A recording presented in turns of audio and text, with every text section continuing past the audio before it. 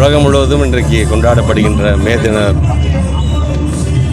காரணமாக இருக்கக்கூடிய உலகத்தின் அச்சாணியாக விளங்கக்கூடிய அனைத்து உழைப்பாளர்களுக்கும் தொழிலாளர்கள் தோழர்களுக்கும் எங்களுடைய மே தின வாழ்த்துக்களை நாங்கள் தெரிவித்துக் கொள்கின்றோம்.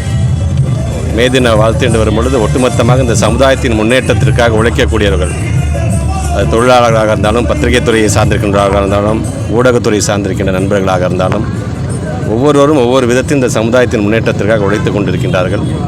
அவர்கள் ஒவ்வொருவருக்கும் எங்களுடைய திருச்சி மாவட்டத்தினுடைய இயக்க தோழர்கள் சார்பாக மாண்புமிகு தமிழ்நாட்டு முதலமைச்சருடைய வழியில் நின்று எங்களுடைய தொழிலாளர் தின வாழ்த்துக்களை, மே தின வாழ்த்துக்களை நாங்கள் தெரிவித்துக் கொள்கின்றோம். மத்திய அரசு ஜாதிவாரி கணக்கெடுப்பு நடக்குது, தமிழக அரசு மாநிலத்தில் இப்போ தான் சொல்லியிருக்காங்க, தமிழ்நாட்டு முதலமைச்சரும் சொல்லியிருக்காங்க. 10ஆம் பொதுவாக எப்போ ஆரம்பிக்குது எப்போ முடியுதுன்னு கூட சொல்லாமல் ஒரு அறிவிப்பை கொடுத்துருக்கிறாரு.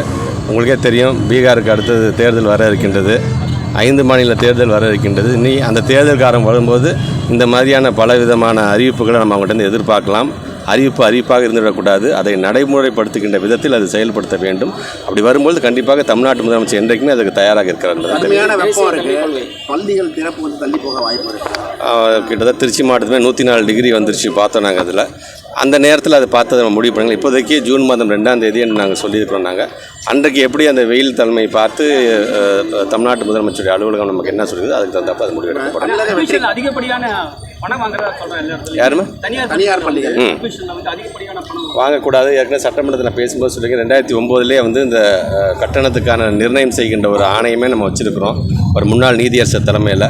அதனால் அந்த நீதியரசர் தலைமையில் இருக்கிற அந்த கமிட்டி என்ன சொல்லுதுன்னா, நாங்கள் நிர்ணயிக்கிறதை காட்டிலும் எந்த பள்ளிக்கூடமாவது தனியார் பள்ளிக்கூடம் அதிகமாக வாங்குதுன்னு சொன்னால் கண்டிப்பாக கடும் நடவடிக்கை எடுக்கப்படும் என்பதை நாங்கள் சொல்லியிருக்கோம். அதை தான் மீண்டும் நான் வலியுறுத்தி நான் சொல்லியிருக்கேன். தமிழக கல்விக் கழகம் வந்து என்ன சொல்லியிருக்காங்கன்னா, எதிர்கட்சியாக கூட உட்கார முடியாது 26 திமுகன்னு சொல்லியிருக்காங்க. அது அவங்களுடைய எண்ணம். கட்சி ஆரம்பிச்சிட்டாரு, எதை சொல்லணும்னு அவரும், அதனால் அவர் சொல்கிறத நான் பார்க்குறேன். தேசிய கல்விக் கொள்கை மற்ற மாநிலத்திலலாம் வந்து சிறப்பாக எடுத்துக்கிறாங்க, தமிழ்நாடு தான் தடையாக இருக்குன்னு வந்து நிதியமைச்சர் நிர்மலா சீதாராமன் சொல்லியிருக்காங்க.